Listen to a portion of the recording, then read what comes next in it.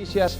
Lamentamos informarle que al menos 235 personas murieron y más de un centenar resultaron heridas. Esto en un ataque perpetrado hoy en una mezquita en el norte de la provincia de Sinaí, en Egipto. Lo anterior cuando se realizaban las oraciones musulmanas vespertinas.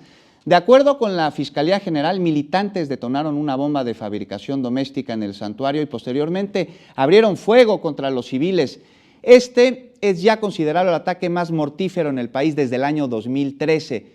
El presidente de Egipto, Abdel Fattah al-Sisi, prometió responder con fuerza brutal al ataque, aunque por el momento ningún grupo extremista ha reivindicado el hecho.